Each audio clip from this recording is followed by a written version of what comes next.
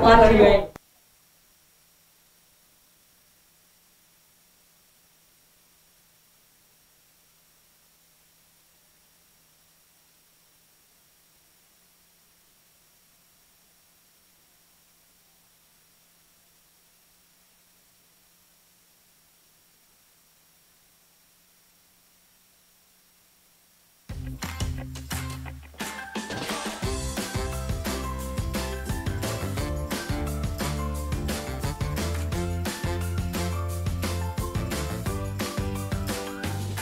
Selamat pagi, Assalamualaikum warahmatullahi wabarakatuh. Halo Sobat Muardi, Ayah Bunda, senang sekali hari ini ketemu lagi di acara info seputar kesehatan anak RSUD Dr. Muardi.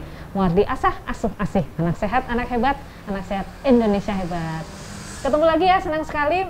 Ini tahun pertama kita, pertemuan perdana kita nih di tahun 2023 setelah kemarin sempat rehat 1 bulan ya. Senang sekali ketemu lagi dengan Ayah Bunda dan juga Sobat Muardi. Alhamdulillah sudah banyak sekali yang bergabung ya di Instagramnya Rumah Sakit Dr. Muardi. Hari ini tentunya kita akan membahas info-info menarik seputar kesehatan anak ya. Bersama saya Dr. Lintang spesialis anak. Ini kita di samping saya sudah hadir narasumber kita ya yang Mbak Henol ya. Mbak Henol ya dok. Ya ini adalah Dr. Fridania Vidya spesialis anak.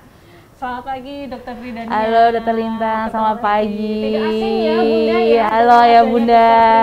Ya. Sering mengudara nih di Instagramnya Rumah Sakit Dr. Muardi ya. Baru kemarin juga mengudara di Instagramnya Rumah Sakit Dr. Muardi. Kalau kemarin kita bahas topik tentang hari dalam rangka Hari Gizi Nasional. Hari Gizi Nasional. Ya. Dr. Fridania sebagai narasumber di acara Hari Gizi Nasionalnya di Rumah Sakit Dr. Muardi. Nanti bisa klik ya di Instagram atau di YouTube ya, mungkin ada yang acara kemarin. Iya ada dok.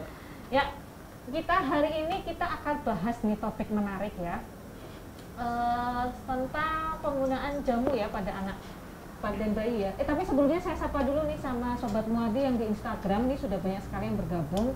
Ada Trim, Indra, Norma, Teneni, Nisa, badminton. Wah ini pasti hobi badminton nih ya. Juga di Facebooknya Rumah Sakit Dr. Muardi. Apakah sudah ada yang bergabung? Silahkan ya. Yang mau kirim-kirim salam di Instagram maupun di Facebook silahkan boleh. Atau mau bertanya, diskusi kita share atau sharing juga boleh ya. Tidak hanya bertanya mengenai pertanyaan seputar apa ini, tapi boleh juga sharing pengalaman. Atau kirim-kirim salam juga boleh ya, kirim-kirim salam buat Dr. Fridania juga boleh, buat saya juga boleh kirim-kirim salam. Biasanya di Facebook loh dok, di Facebook nih pada kirim-kirim salam ya. Ya ini kita lagi akan bahas nih topik yang menarik hari ini. Buktinya ini sudah banyak yang bergabung nih di Instagram. Tidak asing ya, kemarin sempat ada kabar viral soal bayi yang berusia 54 hari meninggal dunia setelah minum jamu. Ya ini lagi viral, sering diperbincangkan di ranah media sosial, di TV, di medsos ya. Nah ini ternyata bayi tersebut diberi jamu dari campuran daun kecipir dan kencur. Nah itu biasanya jamu buat tambah singset mungkin ya. Ya betul. Mungkin kalau kita minum bisa singset mungkin ya. Nah ini banyak sekali yang membahas ya di media sosial kemarin. Kalau mau ya ada yang bertanya silahkan ya, klik kolom komentar di Instagram maupun di Facebooknya Rumah Sakit Dr. Muardi ya. Saya sapa dulu nih Dr. Fridania. Dr. Fridania, tadi kita bahas ya, kita bahas nih tentang topik jamu pada anak. Nah ini bagaimana dok? Ada tanggapan? Oke, yang pertama ini kan kasusnya si kecil yang meninggal ini kan usia 54 hari ya dok. Itu dimana kita tahu bahwa usia awal lahir sampai 6 bulan itu memang kita tidak boleh memberikan makanan atau minuman lain selain ASI gitu. Jadi apalagi ini masih 54 hari ya, dimana ginjalnya belum bagus, masih ibaratnya kan masih muda banget nih gitu, belum organnya belum siap untuk menerima makanan lain atau minuman lain selain ASI gitu. Sehingga jamu ini ya cukup berbahaya gitu, meskipun kita ini kan belum tahu nih kondisinya apa tentang penyakitnya atau memang karena meninggalnya karena penyakitnya atau karena konsumsi jamunya. Tetapi gitu, kembali lagi saya ingatkan ya bahwa usia 0 lahir sampai 6 bulan itu tetap tidak boleh diberikan makanan atau minuman lain selain ASI. Ya, jelas sekali ya. Ini adalah yang menyapa nih dok di Instagram dari Bu Indra Rahayu. Brebes hadir dok ya. Selamat pagi dari Brebes ya. Selamat pagi dari Brebes. Jangan lupa Bu kirim-kirim dok asinnya Bu ke sini ya Bu ya. Dok asinnya Brebes enak banget. Enak banget. Ngomongin dok asin. Daripada dikasih jamu, mending anaknya putra putrinya MPASI dikasih telur. Iya, ya. betul. Sumber protein hewani bagus gitu. Kalau mau butuh dok asin bisa minta kiriman dari Bu Indra Rahayu tadi di Brebes. Ya, terus dok, kalau misalnya masalah jamu, sebenarnya kalau jamu itu apakah ada rekomendasinya nggak sih diberikan? Sebenarnya belum ya dok gitu. Untuk jamu itu kan sesuatu yang kita melihat lagi ya bahwa makanan itu kan berdasarkan ya apa aja sih yang harus melalui, biasanya kan diteliti dulu, terutama makanan-makanan yang atau minuman yang ekstra tidak sesuai kebiasaan ya, itu kita harus tahu dulu aman nggak sih, kandungannya apa aja nih gitu. Nah terkadang jamu itu kan untuk semacam ya kayak obat aja, kita kan butuh ada step-stepnya, apakah ini tuh aman untuk diberikan atau tidak gitu. Sedangkan untuk jamu ini kan rekomendasi pemberiannya masih sangat kurang gitu, sehingga itu secara umum ya, apalagi untuk bayi atau untuk anak-anak gitu. Jadi memang kita tidak merekomendasikan pemberian jamu seperti itu. Dan definisi jamu itu kan sangat luas ya. Iya. Apakah mau jamu gendong? Ya kan? Jamu gendong kan banyak ya, jamu gendong ya. Ada apa tuh namanya, kunerasem, apalagi tuh kunerasem, beras kencur, terus apa tuh brotowali. Iya, pipet. Dulu kan zaman dulu sering ya kalau anak-anak nggak suka makan terus dikasih apa jamu, iya, disukai brotowali gitu. Nah, biar mau makan. Definisi jamu itu kan luas sekali. Apakah itu jamu gendong, ataukah itu jamu kemasan, atau jamu ngulek sendiri? Iya. Atau kadang-kadang karena yang berbahaya adalah seringkali yang dijual bebas di pasaran itu jamu-jamu yang mengandung kandungan yang belum bisa diterima oleh bayi, yang belum ada diterima secara evidence base ya. Aman nggak sih gitu kan, penelitiannya masih sangat kurang. Ya. Jadi sebaiknya kalau memang belum ada rekomendasi yang jelas, sebaiknya dihindari atau tidak perlu diberikan. Diberikan makanan-makanan, minuman yang memang sudah direkomendasikan ya, yang sehat. Kalau pada bayi yang MPASI terutama makanan yang jelas mengandung karbohidrat, protein hewani, lemak. Nah, itu ya Dokter Ida ya. Betul. Ini sudah ada yang sapa-sapa lagi nih di Instagram dari Ibu Martina. Salam sehat selalu Dokter Ida dan Dokter Lintang. Terima kasih. Kok tahu? Sehat-sehat juga ya, Ibu Martina. Terima kasih Ibu Martina. Ya, ini dari Bunda Siva nih, ada pertanyaan dari Bunda Siva 87. Selamat pagi dokter, selamat pagi. Oh ya, ini pertanyaan bagus nih. Bagaimana kalau madu? Apakah madu kapan boleh diberikan pada bayi? Oke. Ya, terima kasih Bunda Siva. Jadi ini madu itu sebenarnya boleh diberikan, tetapi setelah si kecil usianya 1 tahun. Sebenarnya bukan pada madunya sih gitu, tetapi karena kan proses pengolahannya yang membutuhkan bakteri tertentu ya, apa namanya, Clostridium botulinum. Nah itu memang dia belum aman gitu untuk diberikan untuk bayi di bawah usia 1 tahun gitu. Dan apalagi sekarang itu kan banyak juga yang produksi madu yang ternyata dicampur supaya lebih manis gitu, dicampur gula gitu. Padahal kan kembali lagi untuk usia terutama anak di bawah 1 tahun memang boleh diberikan gula, tetapi kan dengan jumlah yang terbatas begitu. Ya, semoga terjawab ya Bunda. Jadi kalau madu rekomendasinya adalah diberikan pada bayi di atas 1 tahun ya, karena di bawah 1 tahun madu mengandung bakteri Clostridium botulinum ya. Iya, Clostridium botulinum itu belum bisa dicerna oleh dengan baik oleh pencernaan bayi kurang dari 1 tahun. Jadi kalau pada bayi madu direkomendasikan kalau di atas 1 tahun. Semoga terjawab ya pertanyaan Bunda Siva di Instagram. Oh, ini sudah ada lagi nih yang bertanya dari Ibu Umi Nur Solihah. putranya umur 2 tahun 3 bulan sering minum jamu beras kencur. Nah, kira-kira aman nggak dok? Ini pertanyaan menarik nih. Nah, gimana nih dokter Ridani? Jadi kembali lagi sebenarnya untuk kayak beras kencur yang berarti saya nangkepnya ini dari Bunda Umi itu beras kencur yang dibikin sendiri ya sepertinya gitu. Memang untuk jumlah pastinya gitu memang karena tidak ada penelitian khusus nih, oh beras kencur ini boleh diberikan sekian liter atau sekian mililiter per hari gitu. Memang belum ada penelitiannya.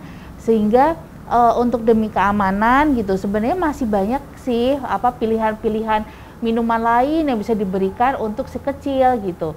Karena kan organ seperti ginjal, kemudian hatinya yang karena kan minuman dan makanan itu di metabolisme di hati, terus kemudian disaring oleh ginjal, itu kan dengan belum matang ibaratnya seperti itu ya organnya. Jadi itu kadang-kadang kadar tertentu itu bisa berbahaya gitu. Karena kan ya kembali lagi karena kita belum tahu nih kadar yang bisa ditolerir oleh tubuh itu berapa mili sih gitu. Dengan kadar misalkan beras kencurnya itu kadarnya apa aja yang boleh, jadi seperti itu. Jadi sebaiknya kita akan lebih baik untuk preventif ya Dokter Lintang, jadi kita pilihkan makanan atau minuman lain yang lebih ya, padat nutrisi, lebih aman, itu kan keamanan itu yang paling penting gitu.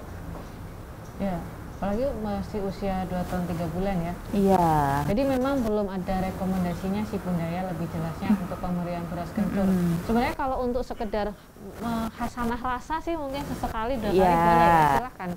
Tapi kan kalau misalnya gulanya tinggi pun juga kan harus dibatasin ya sebaiknya ya pada anak 2 tahun konsumsi gula 5 gram ya per hari ya, maksimal. Kalau gula itu bisa sampai kalau usia 1 tahun 12,5 gram itu setara dengan 1 sendok makan per hari gitu. 1 sendok makan per hari ya. Nah, kalau dalam anak di atas 1 tahun kebutuhan gulanya adalah 12,5 gram per hari ya. Iya, betul. Kita kan nggak ngerti. Bunda mau bikin jamu beras kencur sendiri sebenarnya itu kalau untuk sesekali Ibu silahkan. Dalam 1 susu kotak ya, susu kotak yang rasa coklat strawberry itu kandungan gulanya cukup tinggi loh Bunda. Nah itu juga harus dipertimbangkan ya, silakan. Lebih jeli dan bijak dalam pemberian minuman-minuman kemasan yang mengandung gula. Semoga terjawab ya pertanyaannya Ibu Umi ya. Ada lagi yang bertanya di Instagram? Wah, yang join sudah banyak sekali nih, saya sapa lagi ya. Ada PPDS Neurologi UNS, wah terima kasih sudah join dari rekan-rekan PPDS Neurologi ya, terima kasih. Ada Mbak Isti, Raihan, Anis, Devitri ya, banyak sekali yang sudah join, terima kasih. Nah terus sekarang Dokter Pridani ya, kita mau bahas topik tentang jamu ini karena sebenarnya yang viral lagi nih kemarin. Ada lagi yang viral tentang kopi ya. Ini lagi 21 jam yang lalu sepertinya ya, belum ada 1 hari ya. Belum ada 1 hari, belum ada 24 jam, belum ada 24 jam nih. Sudah ada yang membahas tentang kopi. Ada seorang orang tua yang memberikan kopi kemudian viral tuh. Mungkin ada maksud tertentu yang lain ya. Coba bisa dicari. Nah ini bagaimana nih? Nah ini ada berita nih, viral bayi diberi minum kopi nih. Apa ada masalah? Ya. Oh, ya. Ini dalam video viral di TikTok ya, ada bayi minum kopi kemasan, kopi kemasan. Menurut orang tuanya karena ada susunya ya, ada susu pada kopi kemasan itu, jadi ada kopi kemasan yang mengandung susu ya, kopi susu mungkin cappuccino atau kafe latte mungkin gitu kayak ya. gitu, semacam Ya, itu. orang tua berharap bahwa ada kandungan susunya itu bisa diberikan pada bayinya. Kemudian setelah minum kopi anaknya ternyata BAB 9 kali dalam sehari. Nah ini bagaimana nih dok? Ya kemarin-kemarin bayi BAB 10 kali sehari. Alhamdulillah sejak minum susu kopi sekarang BAB 9 kali sehari ya. Secara frekuensinya berkurang. Ya gimana nih Dokter Pridania nih? Oke. Yang pertama, satu, kafein itu kan tidak dianjurkan untuk anak-anak ya, gitu. Karena kafein sendiri itu semacam misal nih, bikin efek sampingnya seperti berdebar. Yang paling mudah ada itu ya, membuat berdebar. Sedangkan gitu denyut jantung pada anak-anak kan lebih cepat ya Dokter Lintang dibanding kita yang dewasa. Nah dibayangin aja kalau misalkan dia denyut jantungnya cepat diberikan kafein, ya pasti akan semakin cepat. Itu pertama. Yang kedua untuk lambungnya gitu. Si kecil ini kan masih proses tumbuh gitu. Kemudian sedangkan lambungnya ini masih belum belajar menerima mulai dari awal ASI, terus kemudian MPASI awal aja kita naiknya bertahap seperti itu. Ini tiba-tiba dikasih kopi yang dimana orang dewasa aja bisa kembung, bisa mual gitu ya. Apalagi ini diberikan pada anak-anak gitu. Memang sih kandungannya memang mungkin dalam kopi saset itu ada kandungan susunya gitu, tapi persentase antara kopi dan susunya itu juga tidak memenuhi kebutuhan nutrisinya dia gitu. Jadi ya sangat berbahaya ya sebenarnya pemberian kopi pada anak dan sangat tidak direkomendasikan gitu. Jadi kalau susu pilihlah susu untuk putra-putrinya yang rekomendasi ya, sudah difortifikasi atau mengandung makronutrien dan mikronutrien yang dibutuhkan oleh bayi dan anak ya. Kalau susu pada kopi kemasan tentunya tadi sudah dibilang Dokter Ida ya, belum tentu mengandung kebutuhan nutrisi yang dibutuhkan oleh putra-putrinya. Kemudian kalau kopi itu ya, tadi menanggapi Dokter Pridania ya, ternyata memang kalau kopi tidak direkomendasikan untuk anak-anak ya, apalagi bayi. Jadi kalau pada kopi ada kemarin saya pernah baca juga bahwa kalau pada kopi akan meningkatkan kafein ya, karena kalau pada kopi kan dia mengandung kafein yang terlalu tinggi juga bisa menyebabkan gangguan perilaku pada anak-anak, gangguan konsentrasi ya. Kalau untuk orang dewasa aja jadi mood booster ya, jadi mood booster, bisa betah melek lah. Mungkin kalau anak-anak nggak tidur nanti ya, akibatnya anaknya jadi gangguan tidur, jadi nggak bisa tidur. Padahal tidur itu dibutuhkan oleh anak dan bayi ya, karena pada proses tidur anak itu akan meningkatkan hormon pertumbuhannya, dia akan bekerja. Kemudian juga meningkatkan resiko terjadinya gastritis ya, atau meningkatkan asam lambung ya. Kalau pada orang dewasa, saya aja minum kopi juga perih ya. Iya, betul. Apalagi diberikan pada anak-anak, terutama dalam jumlah yang kandungan yang besar. Tentunya itu kurang direkomendasikan. Kemudian ada juga yang efek samping kafein ya, kafein kopi seperti teh ya, itu yang terlalu tinggi juga bisa menghambat penyerapan zat besi ya. Itu yang paling penting sih Dokter Lintang gitu, karena memang sebetulnya maksudnya jangankan kopi ya, teh saja kita tidak boleh minum teh paling tidak 1 jam setelah makan gitu, karena ya itu sangat menghambat penyerapan zat besi. Padahal untuk anak-anak aja risiko untuk anemia kurang besi itu sangat tinggi gitu, apalagi kalau kita berikan kopi yang jelas-jelas kafein itu menghambat penyerapan besi, semakin kasihan nggak sih, semakin malnutrisi nanti gitu ya. Jadi kurang direkomendasikan ya, bijak dalam memberikan makanan dan minuman. Ini ada pertanyaannya di mana nih? Oh, Instagram. Pertanyaan di Instagram yang kanan. Ini ada pertanyaan, Dok, kalau umur 6 bulan apa boleh dikasih minum kencur pas batuk ya? Ini pertanyaan bagus nih, menarik nih. Dari Divana Daswan. Oke, kalau diberi kencur sebetulnya batuk itu kembali lagi, batuk itu kan mekanisme tubuh untuk mengeluarkan benda asing. Entah itu mungkin seperti kayak debu atau misalkan atau benda asing apa aja lah gitu. Itu batuk itu fungsinya untuk mekanisme tubuh untuk mengeluarkan benda asing itu gitu. Sehingga sebenarnya itu hal yang lumrah kalau si kecil itu batuk, karena misalkan dia ada virus atau bakteri atau bahan alergen apapun itu yang menyebabkan dia batuk. Sebenarnya yang perlu kita amati adalah apakah gejala lain dari batuk itu, misalkan demam, terus kemudian apakah ada sesak nafas. Sebenarnya lebih itu ya Dok yang harus kita perhatikan gitu. Jadi menurut saya juga pemberian kencur yang kembali lagi nih, kita belum tahu nih manfaat dan kadar amannya itu seberapa banyak sih untuk meredakan batuk gitu. Jadi lebih baik ditunda dulu gitu. Ya, ya, menanggapi Dokter Pridania ya, memang sih kalau yang ramuan tradisional ya dok, kencur. Ini ada senior kita juga di sini, Dokter Ismiranti kan, beliau penelitiannya mengenai kencur untuk pengobatan asma. Ya memang sekarang kan jamu-jamu tradisional ini sedang digali, diteliti secara epidemiologis ya, secara evidence based, bagaimana agar bisa meningkatkan atau menjadi sebuah tata laksana terapi untuk pada anak-anak khususnya ya. Nah, kalau untuk kencur memang kalau pada teorinya disinyalir bahwa kalau pada kencur itu dia sebagai anti radang sih memang. Sehingga itu mungkin bisa pada saat itu digunakan sebagai dasar teori untuk pengobatan batuk. Batuk kan mungkin karena maksudnya batuknya karena peradangan pada saluran nafas atas ya. Saluran nafas atas. Tentunya bijak yang dalam dosisnya, kemudian cara penggunaannya begitu ya. Bunda ya, semoga terjawab pertanyaannya. Ini ada lagi nih pertanyaan di Instagram dari Vihi Shiva.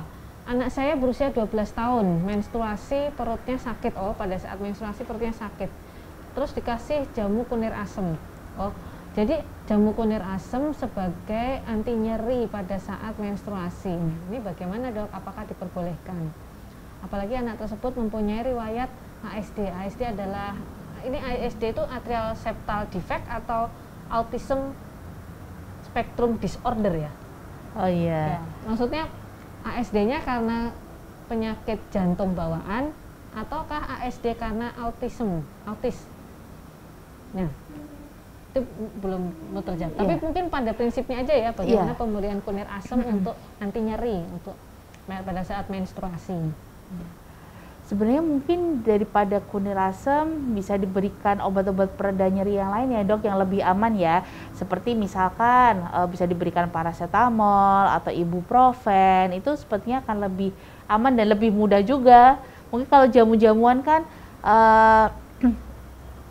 satu keamanan dalam pembuatannya, terus kemudian rasanya mungkin juga agak lebih nggak enak ya daripada ya minum obat, apalagi kalau sudah 12 tahun kan mungkin bisa minum tablet ya. Jadi sebenarnya lebih baik mungkin bisa diberikan obat untuk meredakan nyerinya, pereda nyeri ya. Ya, semoga terjawab ya pertanyaannya Ibu Fihisha. Ini ada lagi nih ini Instagram. Di Instagramnya Rumah Sakit Dr. Muardi dari Bagasardana. Jamu diberikan hanya 1 sendok teh, apakah boleh? Misal ketika anak lagi flu. Ya, ini pertanyaan menarik nih. Ya. Kalau misalkan sepertinya saya kurang informasi mengenai usianya si kecil berapa gitu. Kalau misalkan betul di bawah 6 bulan memang tidak boleh diberikan ya gitu. Kalau misalkan di bawah 1 tahun, alangkah baiknya bisa ditunda terlebih dahulu. Tetapi kalau misalkan si kecil sudah berusia 5 tahun dengan pertimbangan organnya yang akan lebih siap untuk menerima seperti jamu ya gitu, itu sepertinya masih boleh ya dok. Kalau misalkan hanya 1 sendok teh saja.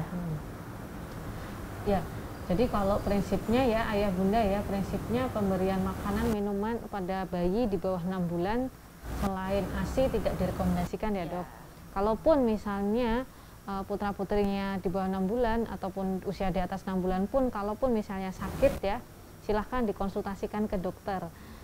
Barangkali bisa dipertimbangkan untuk pemberian obat-obatan yang aman diberikan ya, sesuai dengan penyakitnya. Jadi tepat indikasi dan rasional dalam pemberian obat. Tentunya dokter dalam memberikan terapi seperti itu. Kalau misalnya sudah umur 10 tahun diberikan jamu 1 sendok teh ya nggak apa-apa ya, silahkan. Tapi kalau nggak sembuh-sembuh ya silahkan diperiksakan ke Dokter Pridani yang spesialis anak di Rumah Sakit Dr. Muardi loh, boleh loh, silahkan ya dokter ya. Ya, ini ada lagi nih yang bertanya dok. Anak saya dari Mbak Isti anak saya suka banget minum jahe. Jahe dikasih madu, boleh dikonsumsi tiap hari nggak ya? Usia 3 tahun. Ya, ini pertanyaannya macam-macam ya dari Bunda ya. Oke, Bunda Isti, ini kalau misalkan minum jahe dengan, boleh maksudnya jahe diseduh ya, jahe diseduh, terus kemudian dengan tambahan gula yang secukupnya gitu, tidak melebihi batasnya ya. Jadi kan kurang lebih itu kan kebutuhan gula yang diperbolehkan itu sekitar 4-5% dalam kebutuhan kalori hariannya, Dok. Gitu. Nah, ini boleh saja sih sebetulnya, apalagi dengan madu, asalkan madunya juga kita lihat lagi nih, madunya apakah dibuat tidak ada tambahan lain gitu, terutama gula tadi gitu, dengan ya kita harus pilih-pilih juga gitu. Dalam madu itu ada kandungan apa yang saja, misalkan kan ada juga tuh madu yang dijual ada tambahan lain-lain, bukan hanya murni madu. Tambah gula gitu ya, atau misalkan bahan-bahan yang lain gitu. Misalkan madunya madu murni, terus kemudian jahenya juga mungkin dibikin sendiri ya, gitu masih diperbolehkan gitu. Tapi kalau setiap hari sepertinya ya mungkin ya jangan setiap hari ya gitu. Karena kan satu tuh panas juga di perut gitu. Nanti kasihan lambungnya juga. Ya, semoga terjawab pertanyaannya Mbak Isti di Instagram. Ada lagi yang mau bertanya? Yang bertanya? Belum ada lagi. Ada Dr. Robert Ridwan loh bergabung dengan kita nih di Instagram. PKU Temanggung join ya, terima kasih, ini dari Temanggung ya. Biasanya live streaming kita ini dari Sabang sampai Merauke, bahkan sudah aku internasional. Ini di Facebook mana nih? Belum ada nih yang kirim salam dari Jerman, Hong Kong, Belanda. Belum ada, biasanya go internasional kita loh. Hong Kong, Jerman, Belanda. Sampai mana-mana ya, Dok? Mana-mana loh, go internasional nih Rumah Sakit Dr. Muardi. Belum ada yang komentar di Facebook ya, tapi semoga sudah banyak yang bergabung ya. Ini pertanyaan menarik nih dari Mbak Ida Estumaryani di Instagram. Dok, sedikit berbeda dari topik. Untuk konsumsi gula yang sehat berapa ya, Dok, untuk anak 5 tahun? Oh ya. Oke. Untuk konsumsi gula itu sekitar tadi ya, Bunda Ida, yang seperti saya sampaikan tadi, sekitar 4-5% dari kebutuhan kalori harian.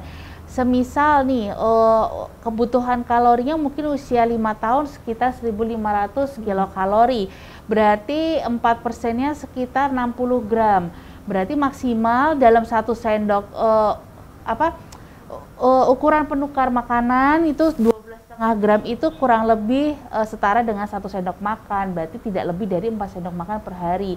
Tapi itu bukan yang diminum saja, kan kadang-kadang kita dalam pengolahan makanan, terus kemudian dalam susu, kemudian snack, itu kan kadang-kadang ada kandungan gulanya gitu ya, minuman kemasan juga. Jadi itu juga harus diperhatikan, itu dalam 1 hari gitu.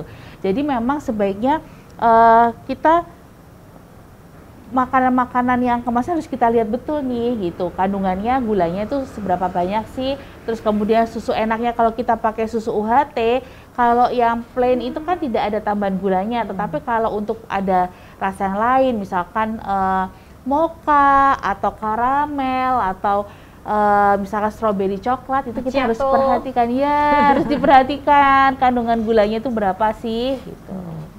Ya, sebenarnya Dok, kalau untuk gula yang terlalu tinggi pada anak-anak ada efeknya apa ya, Dok?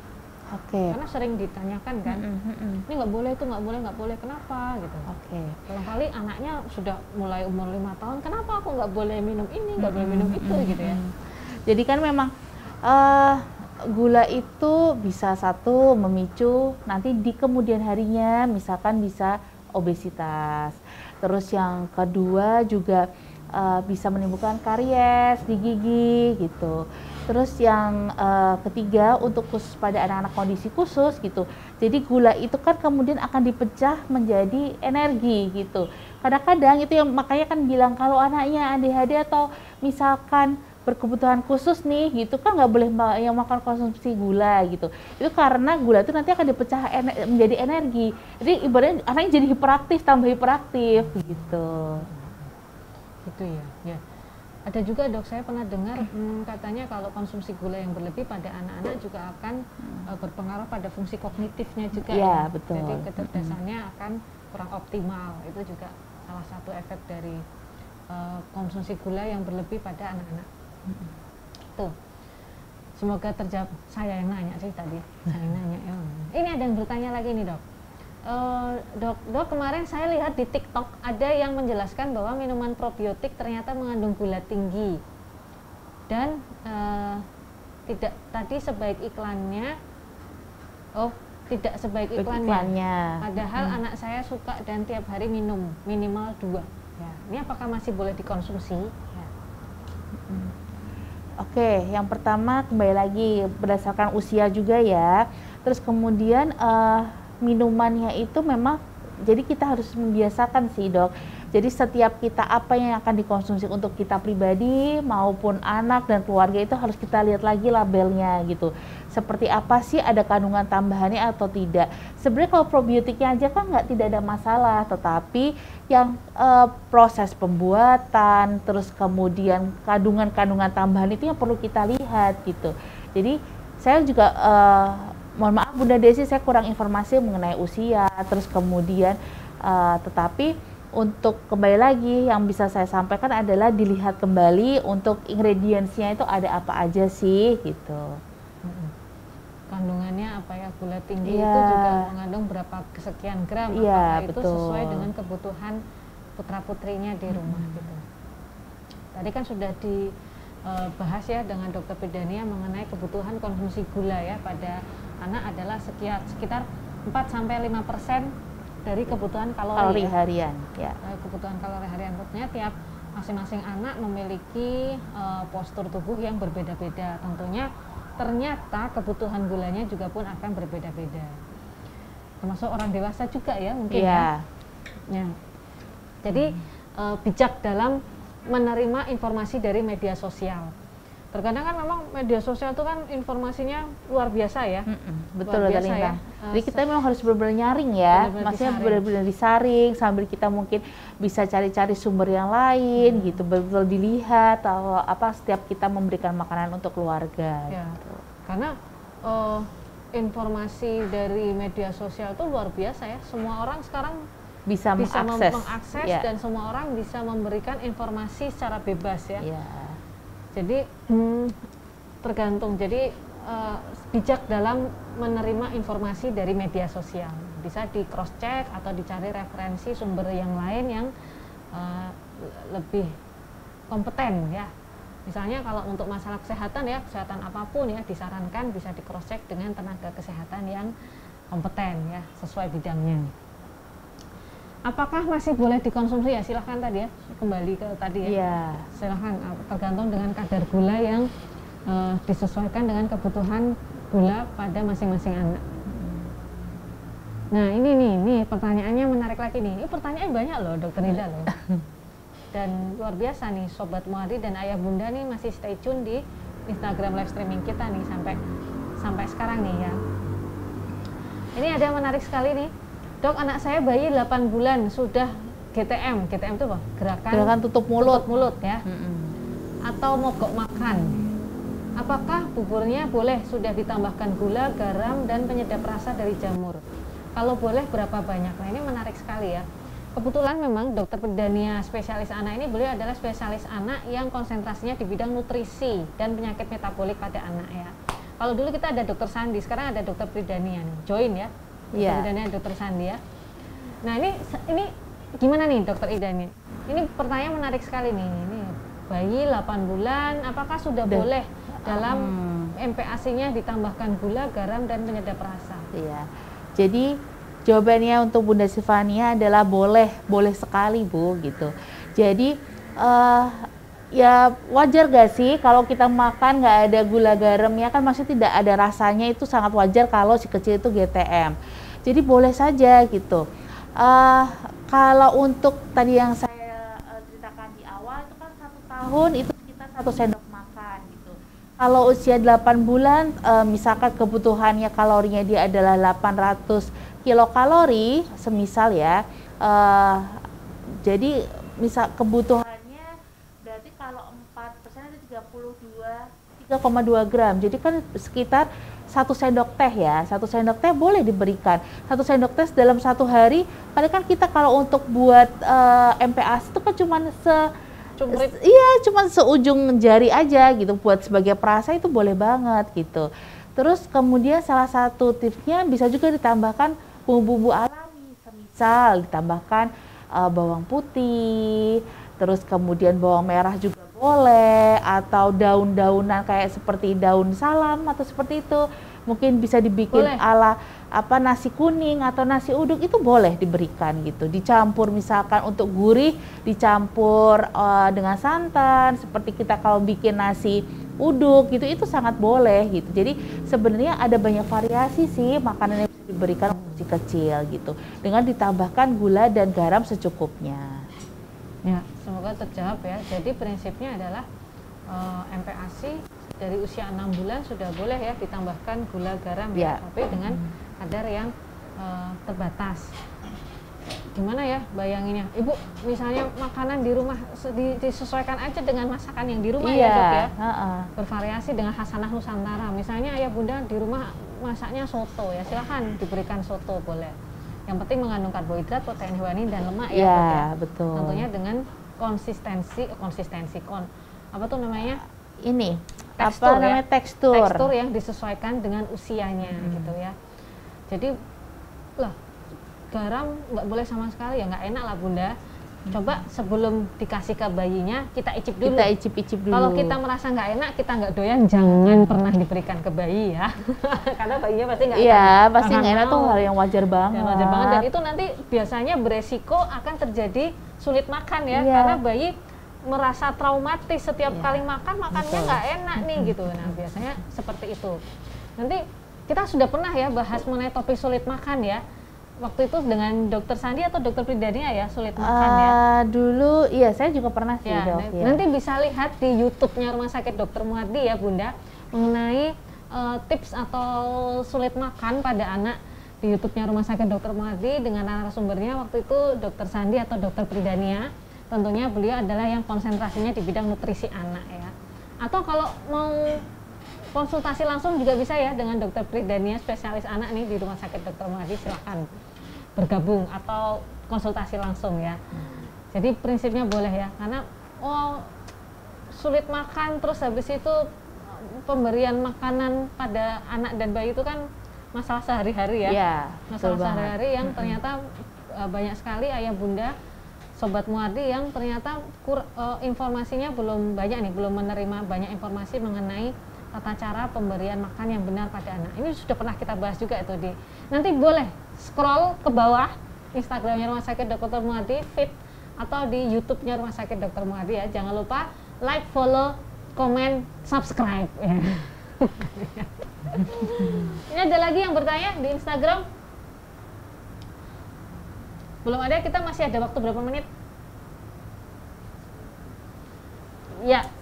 Masih belum ada yang bertanya ini. Kita bahas-bahas sepertinya topik jamu dan apa nih, aman nih, tadi sudah banyak kita bahas ya dok ya, jamu dan ramuan tradisional pada anak-anak dan bayi. Kopi juga sudah kita bahas nih. Apalagi yang mau kita bahas ya?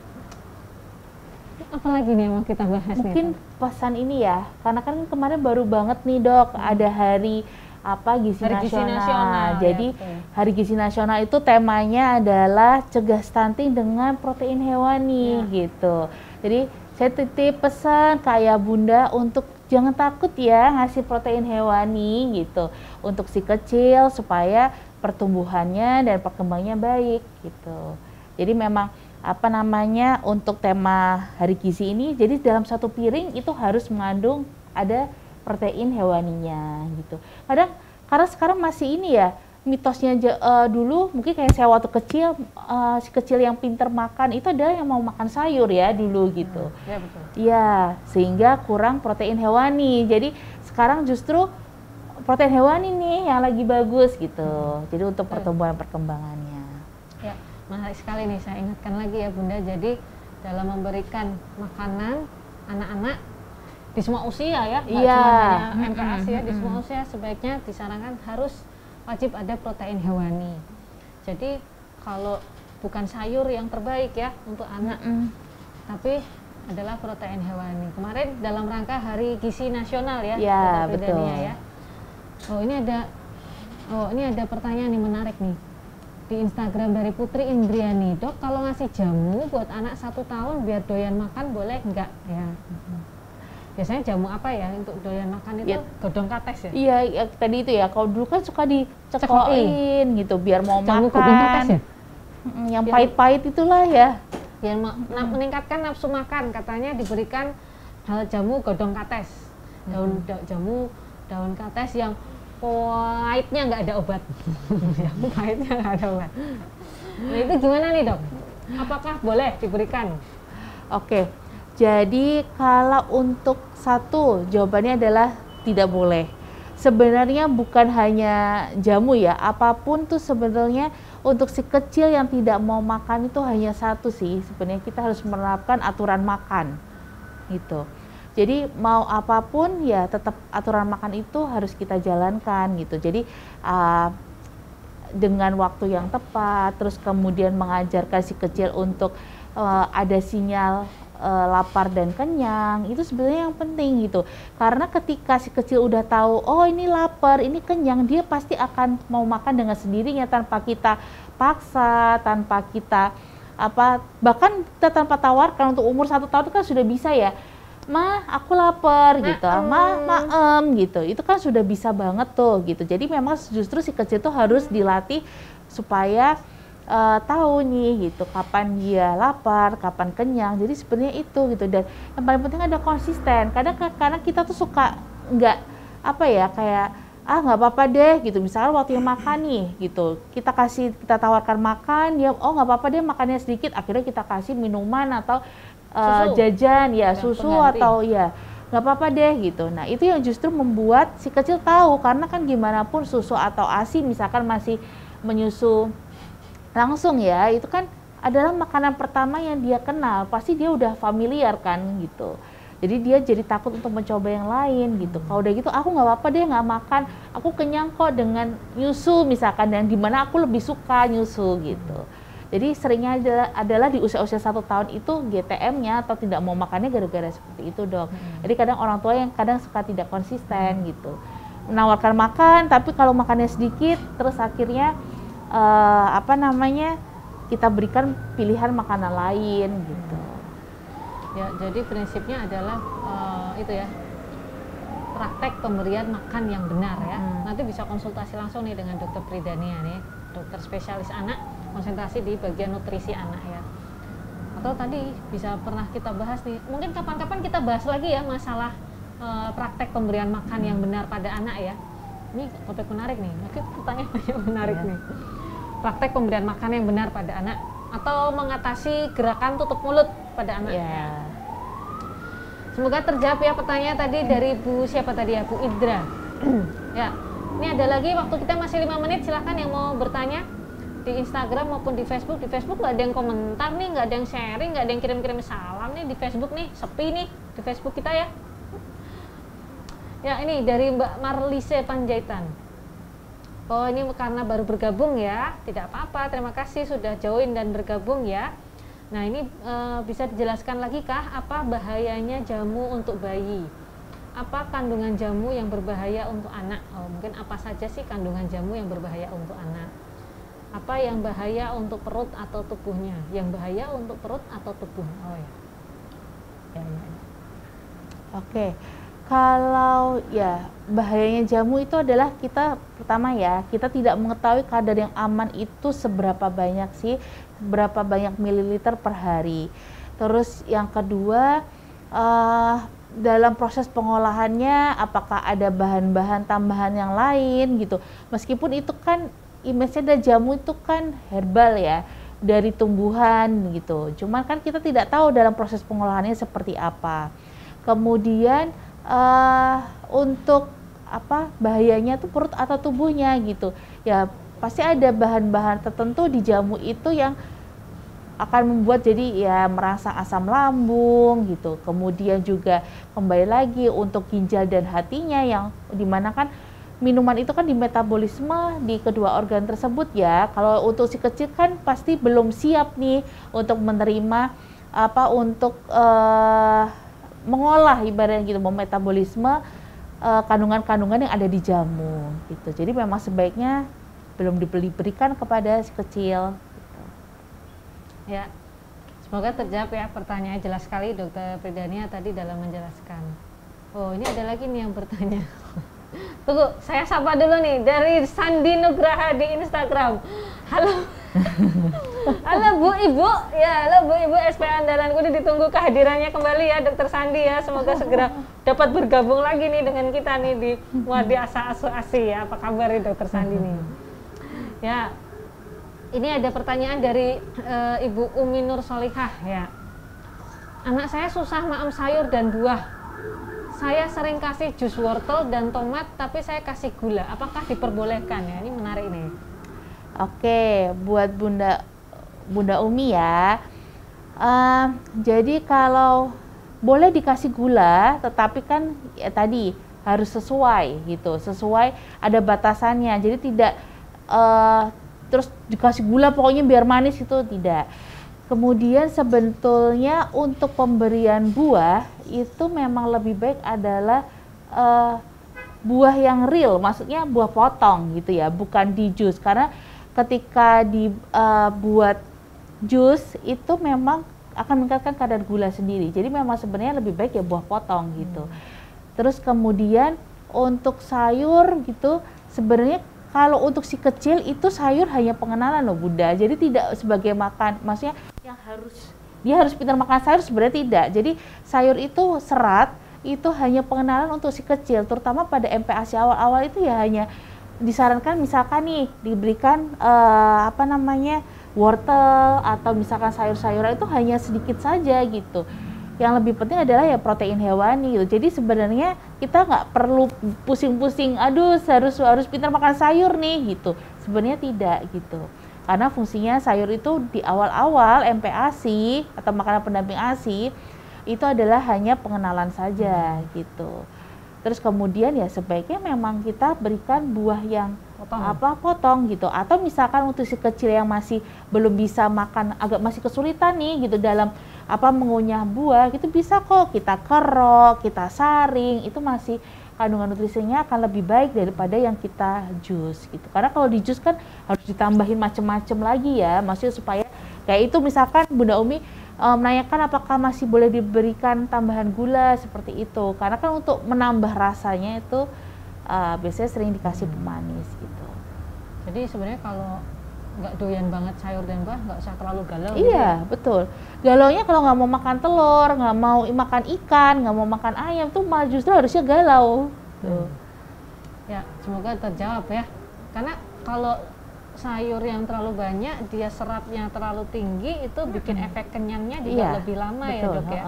Karena kan serat itu cenderung lebih lama ya dicerna ya, oleh tubuh. Jadi nutrisinya juga tidak banyak yang diserap gitu.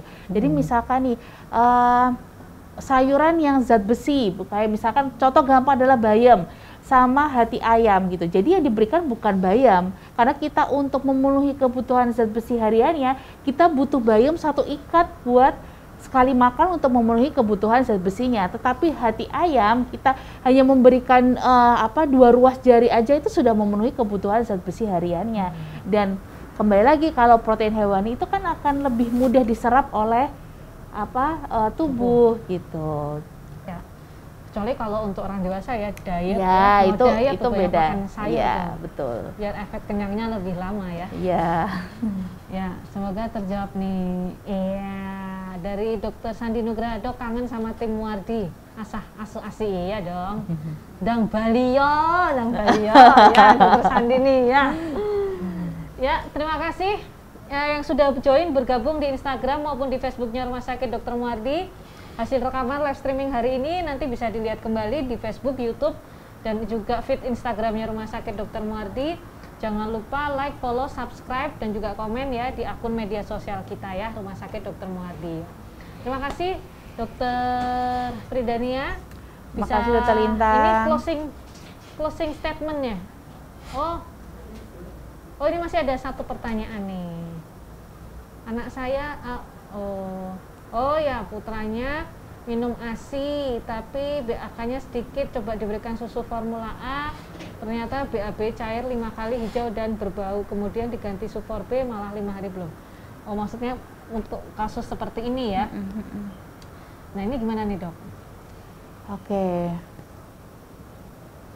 Ini selama ini hanya minum ASI. Jadi gini, kalau tetapi kencingnya hanya sedikit. Jadi itu sebenarnya perlu dievaluasi pemberian ASI-nya. Apakah pemberian ASI-nya itu sudah cukup gitu. Jadi ada sebetulnya tanda-tanda kecukupan ASI gitu. Misal bisa dilihat dari satu, kencingnya apakah lebih dari 6. Ini untuk usia di bawah 6 bulan ya. Pemberian ASI eksklusif, apakah kencingnya lebih dari 6 kali per hari gitu. Kemudian apakah BAB-nya lebih dari 4 kali per hari? Ada kenaikan berat badan tidak ya saat menyusuinya? Ibu merasakan apakah ada nyeri atau misalkan kalau pelekatannya tidak baik pasti puting dari ibu tuh akan lecet gitu. Jadi perlu kita tinjau lagi nih kenapa kencingnya ini kurang, jangan-jangan pemberian ASI-nya tidak adekuat gitu atau tidak sesuai gitu. Karena kan awal-awal bayi baru lahir itu seringnya si kecil cenderung tidur gitu. Nah, ini yang kadang-kadang problemnya adalah bunda itu sering kesulitan dalam membangunkan si kecil gitu. Jadi otomatis frekuensi minumnya akan berkurang gitu. Jadi jangan-jangan kencingnya ini berkurang karena ASI-nya itu memang pemberiannya kurang, belum sesuai gitu dengan kebutuhannya. Karena kalau misalkan diberikan susu formula, ya seperti yang Bunda Martina ceritakan ya, karena bisa resiko laktos intolerance atau alergi susap. Ini bidangnya Dokter Lintang nih gitu. Ya kemungkinan itu ya Dok, gitu bisa terjadi. Jadi disarankan ya, mungkin nanti saudaranya Ibu Martina silahkan bisa dikonsultasikan lebih langsung ya. Lebih lanjut langsung dikonsultasikan dengan dokter spesialis anak. Disarankan ya dokter spesialis anak nanti ya dievaluasi ulang apakah betul BAK-nya sedikit, kira-kira ASI-nya saja bisa memenuhi atau tidak. Jadi silahkan dikonsultasikan langsung. Ini ada satu pertanyaan di PPDS Anak sebelum kita tutup ya, di akun PPDS Anak UNS. Dari tadi belum kita sapa ya, lupa ya. Terima kasih yang sudah join bergabung di akun Instagramnya PPDS Anak UNS ya. Bagaimana untuk membuat anak mau makan ikan, telur, protein hewani dan lain-lain karena susah makan proteinnya. Oh ya ini pertanyaan mengenai sulit makan nih Dok. Oke. Jadi bagaimana caranya si kecil mau? Satu adalah ya kita harus memperkenalkan sesering mungkin. Bahkan bisa jadi 15 kali pengenalan nih si kecil baru mau. Itu Dokter Lintang. Jadi setiap makanan misalnya telur nih, si kecil nggak mau nih makan telur gitu, bisa kita tawarkan hingga 15 kali sampai akhirnya dia mau makan. Itu yang pertama. Yang kedua, misal si kecil ini tidak mau kita berikan telur gitu, bukan berarti saat itu juga kita langsung ganti, oh dia nggak mau makan telur nih, kita langsung ganti ayam, switch ke ayam. Jadi sebenarnya tidak seperti itu, tetap harus variasi makanan itu penting gitu. Dengan pengolahan juga banyak cara ya, misalkan ini dibikin ya pengolahannya misalkan opor, nanti dibikin seperti kayak soto ayam gitu, atau misalkan digoreng. Jadi kan sebenarnya cara pengolahan ada macam-macam. Jadi mungkin si kecil itu bukan tidak suka pada bahan protein utamanya, tetapi mungkin dengan cara pengolahannya yang memang kurang variatif dan kurang rasa seperti itu. Jadi bisa kita perkenalkan terus, paling tidak ya. Bahkan ya itu tadi seperti dibilang ada beberapa jurnal yang mengatakan bahwa 15 kali pengenalan itu si kecil baru mau gitu.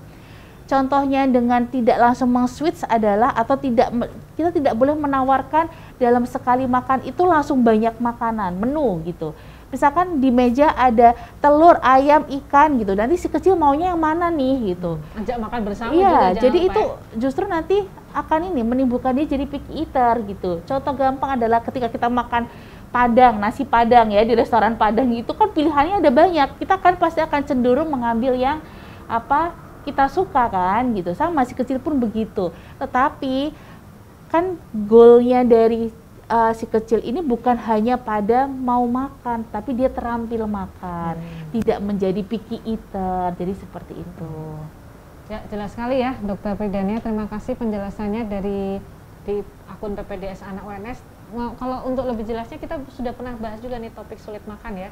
Bisa lihat lagi di YouTube-nya Rumah Sakit Dr. Muardi ya, di akun PPDS ya. Ya, terima kasih Dokter Pridania. Sebelum ditutup, silakan bisa review atau kesimpulan ya, closing statement ya. Oke. Jadi intinya adalah jamu dan ramuan tradisional itu sebaiknya tidak diberikan kepada si kecil gitu.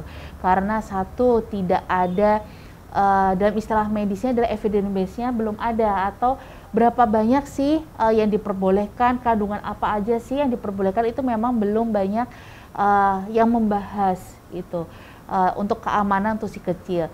Jadi sebetulnya juga tidak hanya jamu dan atau minuman tradisional ya, maksudnya itu dalam hal makanan apapun gitu, kita sebaiknya harus melihat lagi gitu kandungannya seperti apa gitu, aman tidak ya diberikan untuk si kecil. Jadi ini harus lebih bijak gitu dalam memberikan makanan atau minuman untuk si kecil. Ya, terima kasih Dokter Pridania sudah menjelaskan. Terima kasih Dokter Linta. Jelas sekali penjelasannya dan tentunya menarik ya. Terima kasih sudah meluangkan waktunya untuk kita sharing-sharing diskusi di sini dengan Ayah Bunda dan juga Sobat Muardi. Saya juga mengucapkan terima kasih ya sudah bergabung. Tadi ada yang sudah kirim pertanyaan, share, kirim-kirim salam ya. Tadi terima kasih di Instagram maupun di Facebook. Tapi di Facebook agak sepi sih tadi, tapi nggak apa-apa. Terima kasih ya sudah join. Ya, terima kasih. Semoga bermanfaat apa yang sudah kita diskusikan pada hari ini. Kita ketemu lagi di topik Muardi Asah Asuh Asih 2 minggu mendatang. Sampai jumpa. Assalamualaikum warahmatullahi wabarakatuh. Waalaikumsalam. Sampai jumpa.